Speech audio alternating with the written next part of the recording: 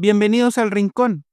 En esta ocasión les presentaré la parte 2 del caso Vallecas, un caso muy interesante, y que si aún no has visto la parte 1 de este caso, te dejo el link en la descripción.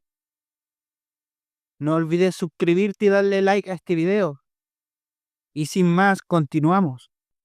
Este fue el primer momento en que la familia decidió hacer su historia pública, algo que con el paso del tiempo se volvería fundamental y también devastador, porque a medida que los años avanzaron y la cantidad de testimonios aumentó, los relatos de los propios protagonistas comenzaron a cambiar. La exposición mediática, la fama inesperada y todo lo que vino después terminaron por fracturar una familia. ¿Y por qué digo esto? Porque desde el instante en que la madre le pidió ayuda a César, la historia empezó a circular. Se habló de ellos, se les señaló, y un día sin previo aviso apareció un hombre muy extraño. No era un sacerdote y tampoco era un médico. Algunos lo describen como un chamán, otros como un medium, llámenlo como ustedes quieran. Era alguien que aseguraba poder ayudar a la familia, pero no todas las ayudas vienen con buenas intenciones. Tras analizar lo que ocurría en la casa, este hombre aseguró haber llegado a un diagnóstico. Según él, habían dos almas atrapadas en el lugar. Una sería Estefanía y la otra el abuelo. Según su investigación, el abuelo representaba una energía completamente negativa, mientras que Estefanía sería una presencia positiva, una especie de fuerza protectora que intentaba defender a su familia de aquello que los estaba atormentando. La madre reforzó esta idea con un recuerdo doloroso.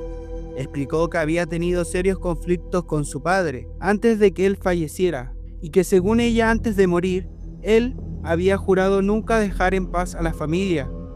Bajo esa lógica, el responsable de los fenómenos estaría claro.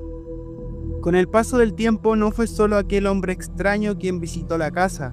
Comenzaron a realizarse psicofonías, supuestos rituales y distintas pruebas en un intento desesperado por entender qué estaba ocurriendo. Todos esos intentos terminaron señalando un punto específico del hogar, el baño. Según los testimonios, ese lugar se convirtió en el epicentro de las manifestaciones más intensas. Allí se registraron sombras, ruidos inexplicables y la caída repentina de crucifijos, tanto dentro del baño como en las paredes cercanas sin que nadie las tocara. Fue también en ese lugar donde se grabó esta psicofonía.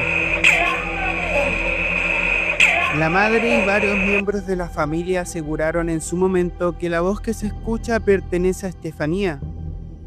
Yo no voy a decirte qué pensar, prefiero que juzgues tú mismo. Escucha con atención y dime en los comentarios si crees que esta psicofonía es real. Querubina, Ricardo y Maximiliano, los hermanos Gutiérrez, relatan una de las noches más importantes y aterradoras de toda esta historia. Esa noche la situación empeoró de forma drástica. Les lanzaban objetos, las luces parpadeaban, las puertas azotaban con violencia y los golpes en las paredes eran tan fuertes que los cuadros se movían de un lado para otro, como si algo estuviera recorriendo la casa.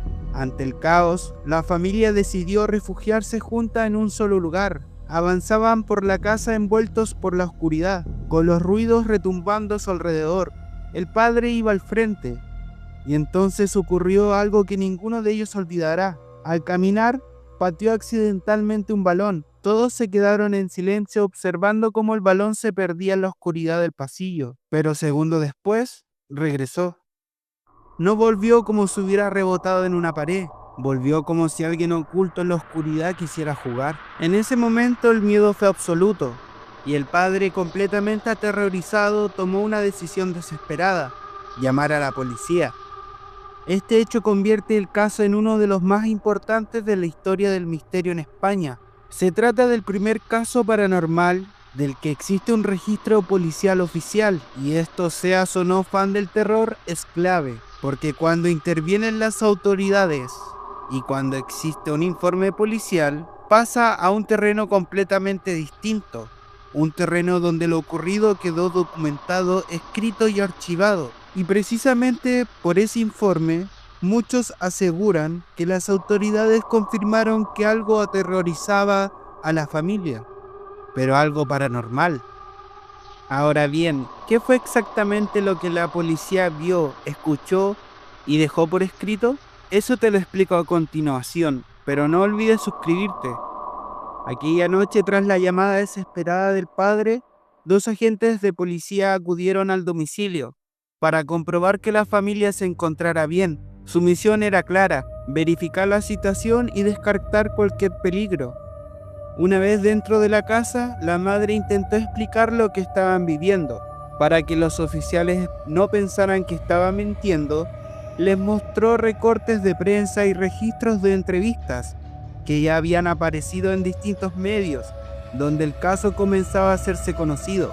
Los policías decidieron recorrer la vivienda, revisaron habitación por habitación.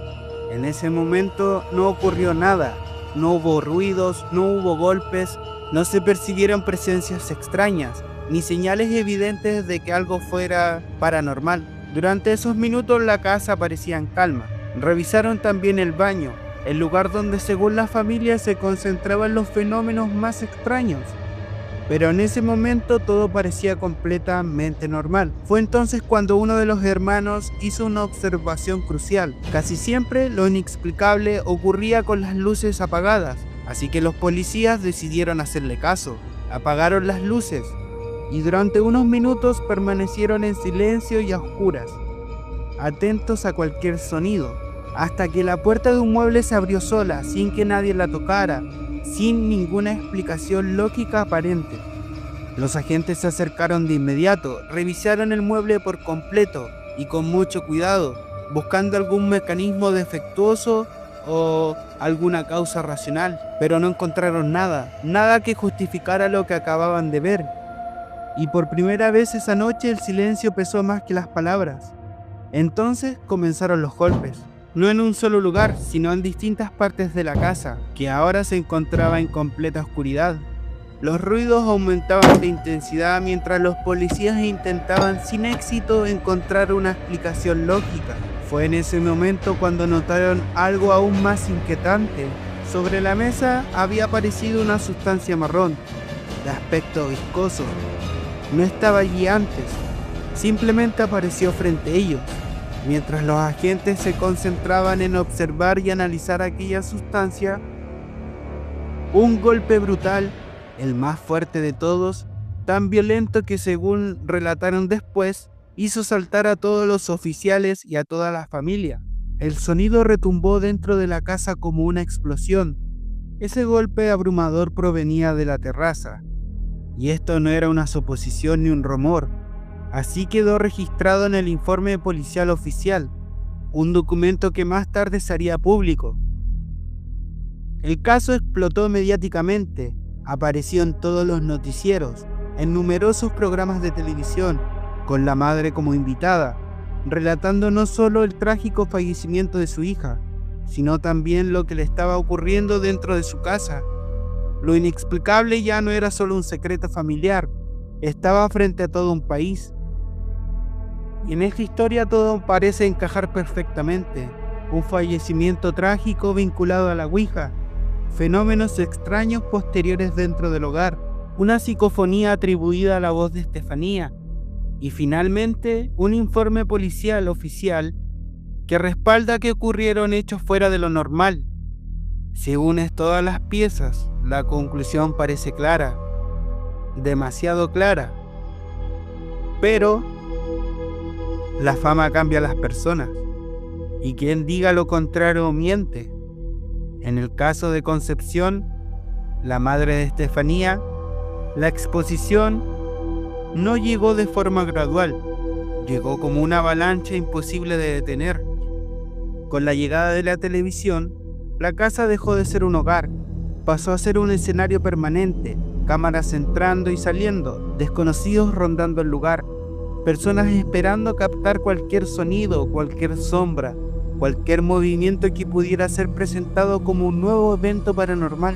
Con el paso de los años y tras el quiebre definitivo de la familia, surgieron nuevos testimonios que cambiarían por completo el caso.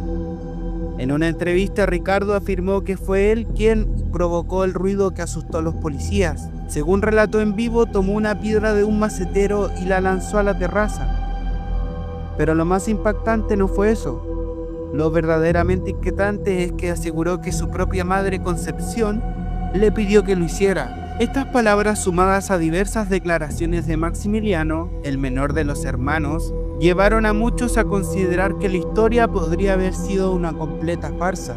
Sin embargo, no todo es tan simple. Según Maximiliano, más que fenómenos paranormales, lo que ocurrió en la casa fue un ambiente constante de sugestión y presión emocional, donde el miedo repetido una y otra vez terminó afectando la percepción de todos. Él era un niño. Actualmente se muestra totalmente en contra de la versión paranormal del caso. De hecho, ha pedido a 6 especialistas que analicen la causa de muerte de su hermana, y es aquí donde la historia se vuelve a enredar. En los análisis destaca el uso de un medicamento para la epilepsia, lo que abre una conclusión inquietante. Estefanía no entraba en trance, sino que sufría episodios epilépticos. Aseguran que podría haber sufrido epilepsia focal con alteración de la conciencia, un tipo de crisis en que la persona puede quedar con la mirada fija, presentar cambios emocionales intensos y realizar movimientos automáticos sin ser consciente de ello. Esta explicación no afirma que sea una verdad absoluta,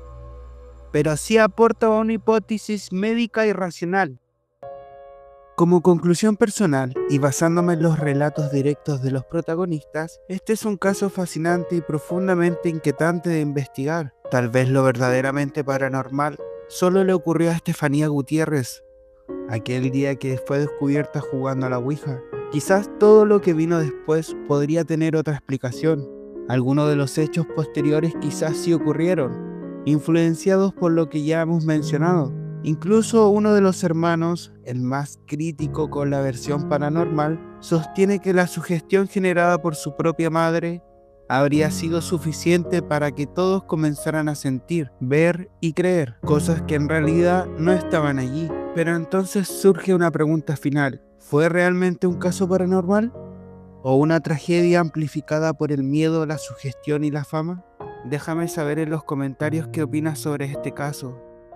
Y Suscríbete o tienes miedo.